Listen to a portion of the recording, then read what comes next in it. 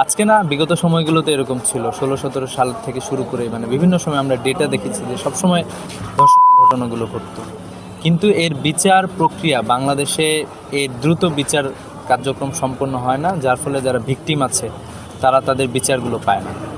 তো আমরা রামিসা হত্যাকাণ্ডের পরে আমরা দেখেছি যে আমাদের বিবেককে নাড়া দিয়েছে এবং সারা দেশের সকল স্তরের মানুষজন এর নিন্দা জানিয়েছে এবং এর বিচারের দাবিতে সোচ্চার হয়েছে। তো আমরা বিশ্বাস করি যে বর্তমানে বাংলাদেশের যারা সরকারে আছে তারা আইন শৃঙ্খলা পরিস্থিতি ঠিকঠাক করার জন্য কাজ করবেন। কেউ যাতে ধর্ষণ করে পার পাইতে না পারে সে বিষয়টা এনশিওর করবেন বলে আমরা মনে করছি। আমরা তাদের কাছে জোর দাবি জানাই, যদি তারা না করেন তাহলে জনগণ বাধ্য করবে এ ধরনের বিচারগুলোর বিচার নিশ্চিত করবে, এ ধরনের হত্যাকাণ্ড এবং ধর্ষণের ঘটনার বিচার নিশ্চিত করার জন্য জনগণ রাস্তায় নেমে আসবে বলে আমরা মনে করি। একজন ব্যক্তির উপরে আক্রমণ করা আমরা এটা ফ্যাসিবাদী আচরণ হিসেবে মনে করি। তো ইতিপূর্বে আপনারা দেখেছেন যে চট্টগ্রামে ইসলামী ছাত্র শিবিরের কর্মীর পা দিক, এরপরে ঢাকা বিশ্ববিদ্যালয়ের ডাকসু নেতৃবৃন্দের উপরে হামলা করা হয়েছে।